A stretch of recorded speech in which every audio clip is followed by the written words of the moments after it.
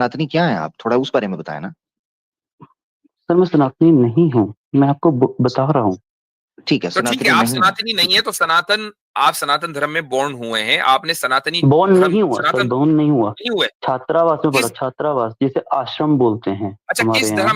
किस धर्म में बोर्न? अच्छा, यानी कोई तो धर्म होगा ना आपके पेरेंट्स का, या पेरेंट्स को मालूम, नहीं आपको पेरेंट्स के बारे में नहीं कुछ नहीं पता, पता? मुझे नहीं पता। मैं छात्रावास में पढ़ा अच्छा, हूँ, अनाथ छात्रावास बोलते हैं। अनाथ अनाथ आश्रम अनाथालय, यानी कि मतलब। अनाथालय, हाँ हाँ हाँ, अच्छा, ठीक बिल्कुल है, अनाथ अनाथ। वैसे, बिल्कुल।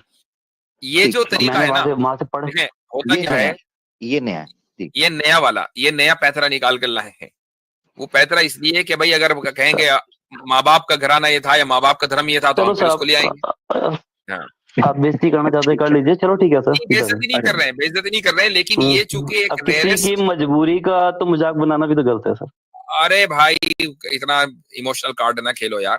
किसी की मजबूरी का क्या मजाक उड़ा रहे हैं? हमने ये कहा कि अनाथ आश्रम में क्यों पले बढ़े, लेकिन ये कह रहे हैं कि चूंकि हमारे पास एक से एक नमूना आता है, तो जस्ट एक आदमी अगर अनाथ आश्रम में भी पला बढ़ता है तो जिस माहौल में वो होता है उस माहौल का कोई ना कोई असर तो कबूल करता ही है।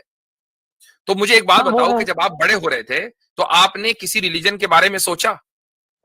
नहीं सोचा, बस ये था कि अपना सोचा लाइफ ही भी नहीं। स्टार्टिंग में जो सोचा ही नहीं। अभी मैं कहता हूँ आज तक नहीं सोचा था, अब तो ये स्पिरिचुअली जाने का मतलब अभी आ रहा है दिमाग में। जब वाइफ बोलती है कि आपको कहीं स्पिरिचुअली होना चाहिए, मैं सोचता हूँ हाँ, मैं ये नहीं कहता कि जैसे अभी भाई बोल रहे थे पीछे उसमें कि गॉड नहीं है या क्रिएटर नहीं, मैं क्रिएटर हूँ, कोई मानता हूँ है। और मैं ये बिलीव करता हूँ, यदि मेरे को कुछ दिक्कत होती है तो मैं गुरुद्वारे जाके बैठ जाता हूँ, सिखोगे। मुझे ठीक लगता है, जहां मेरा मन करता है मैं वहां चला जाता हूँ। मैं किसी को ऐसा नहीं है कि मैं इसको मानता हूँ। हाँ, सिखों में मुझे अच्छा लगता है कि मैं जितनी टाइम मैं माइंडली डिप्रेस्ड हुआ, मैं उनके वहां जाके शब्द सुन लेता हूँ, मेरे को बहुत अच्छा लगता है। ये मेरा मानना है थोड़ा सा, मैं उनकी ठीक है, तरफ थोड़ा सा मेरा रहता है। हाँ।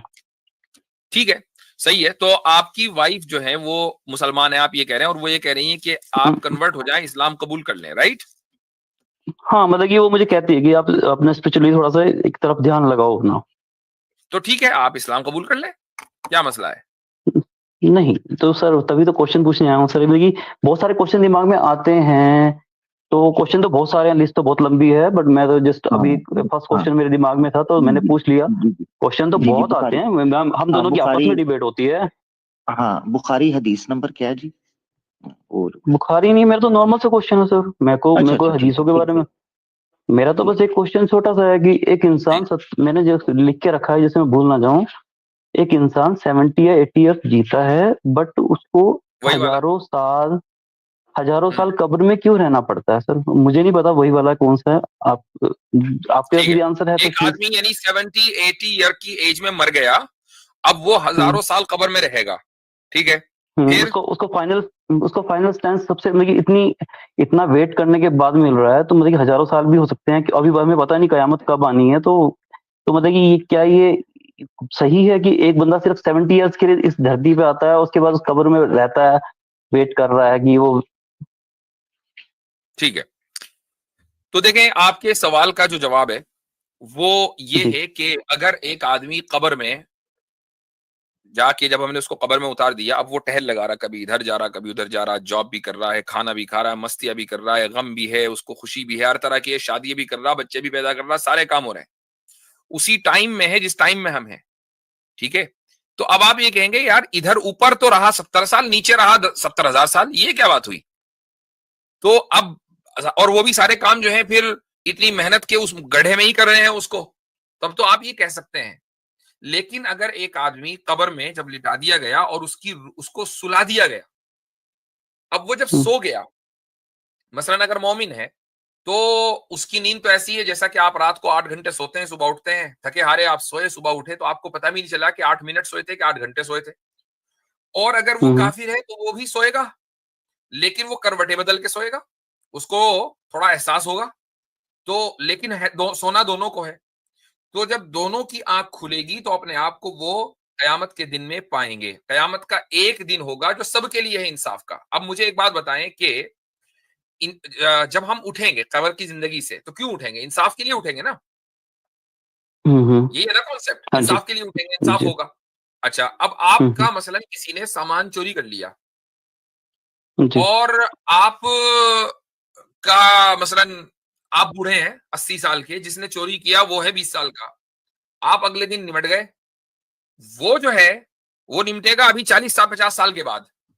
तसव्वुर करें, अब 40-50 साल तक आप इंतजार करेंगे कि वो आएगा भी। वो आपने देखा होगा एक मीम है मिस्टर बीन का, वो बार-बार गाड़ी देखता है, वो गाड़ी आ ही नहीं रही बहुत दूर से। तो अब आप इंतजार जी, कर जी। रहे हैं कि यार ये चोर आ क्यों नहीं रहा, तब मुझे इंसाफ मिलेगा, मेरा पर्स लेके भागा था। या ये कि सब लोगों को, जितने भी लोग हैं कि जिन्होंने आपकी हक तलफी की है, चाहे आप उनको जानते हो या ना जानते हो, बहुत से लोग वो हैं कि जिन्होंने आपकी हक तलफी की है और आपको उनको नहीं जानते। वो पॉलिटिशियंस जो गलत पॉलिसियां बनाकर आपकी हक तलफी करते हैं, वो लोग जो करप्शन करके अवाम का पैसा खा जाते हैं, आपको पता भी नहीं करप्शन किसने किया, लेकिन हजारों लोग कर चुके, उन सबसे इंसाफ मिलना है ना। तो उन सब का एक जगह जमा होना जरूरी है, इसलिए एक दिन ऐसा होना जरूरी है कि जिसमें तमाम लोगों को इंसाफ दिया जाए। जी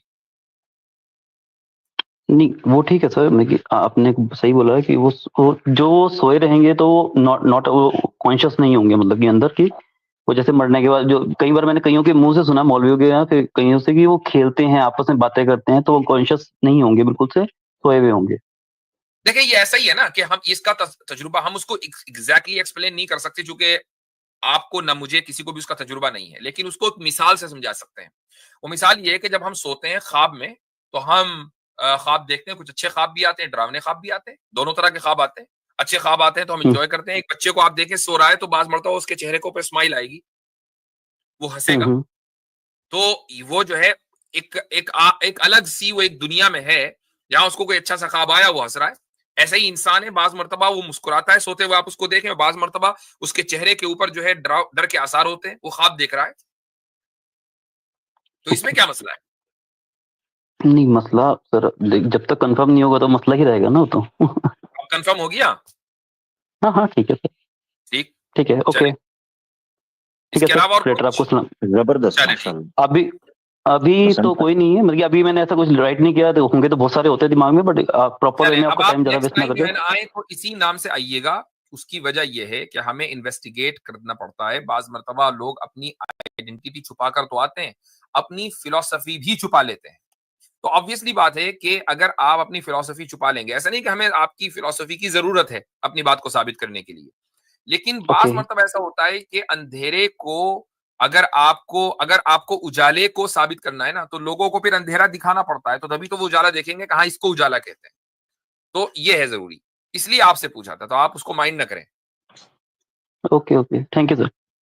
चलें थैंक यू तो वसंत भाई, थैंक यू।